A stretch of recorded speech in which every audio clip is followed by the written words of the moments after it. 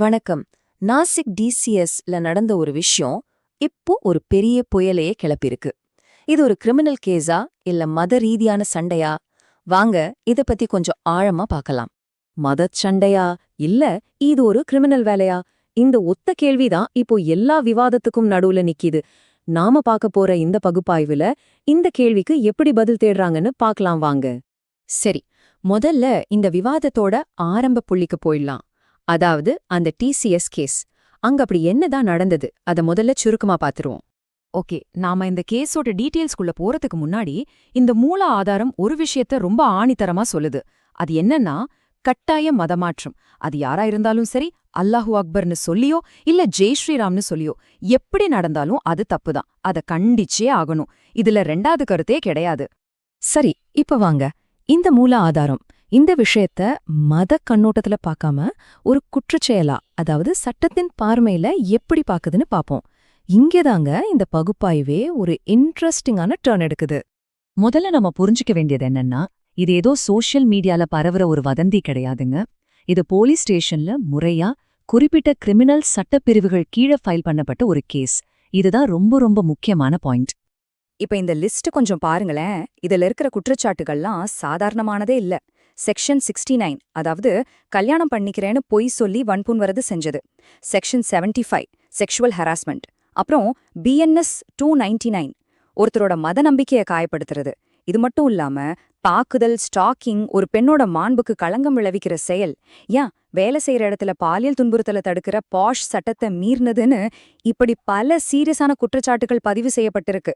அப்போ பாத்துக்கோங்க இந்த கேஸோட தீவிரம் எந்த அளவுக்கு இருக்குன்னு.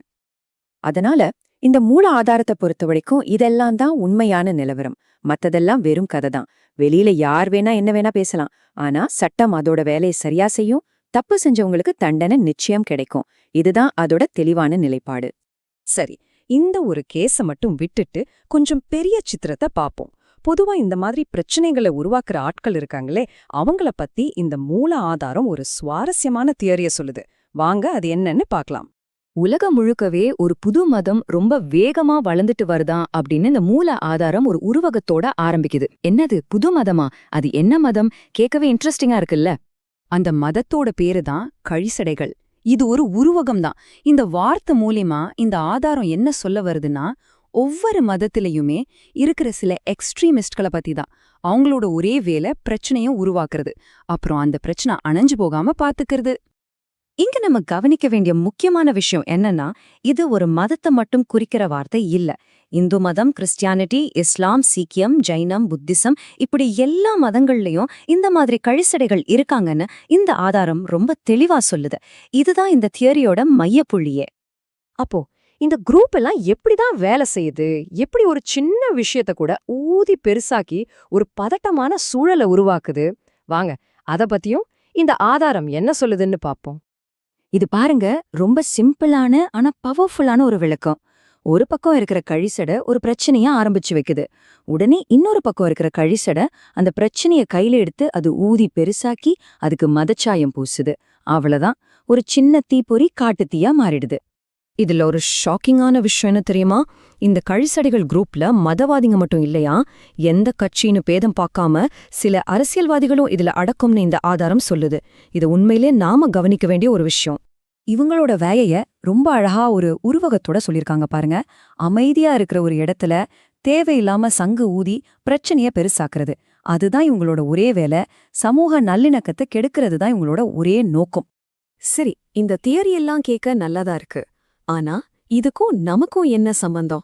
நாம டெய்லி யூஸ் பண்ற சோஷியல் மீடியாவில இந்த விஷயத்த நாம எப்படி பாக்குறது? இந்த கழிசடைகளை பார்க்கணுமா? அதுக்கு நீங்க பெருசா எங்கேயும் போக வேண்டாம். ஏதாவது ஒரு சோஷியல் மீடியா போஸ்டோட கமெண்ட் செக்ஷனுக்குள்ள போனாலே போதும், இவங்கள நீங்க பார்க்கலாம்னு இந்த ஆதாரம் சொல்லுது. யோசிச்சு பாருங்க, இது நம்ம எல்லாருமே அனுபவிச்ச ஒரு விஷயம்தானே. 90%, அடேங்கப்பா, ஆன்லைன்ல இந்த மாதிரி வெறுப்ப கக்குற சண்டைய மூட்டி விடுற ஆட்கள்ல 90% பேர் ஃபேக் அக்கவுண்ட்ஸ்லேருந்து தான் இதெல்லாம் பண்றாங்களாம். இந்த நம்பர் எவ்வளோ பெருசுன்னு கொஞ்சம் யோசிச்சு பாருங்களேன். சரி, அப்போ இவங்களுக்கு என்னதான் பதில் சொல்றது? இந்த மூல ஆதாரம் ரொம்ப போல்டா ஒரே வார்த்தையில பதில் சொல்லுது: டப்பிய சாத்திட்டு கிளம்பு.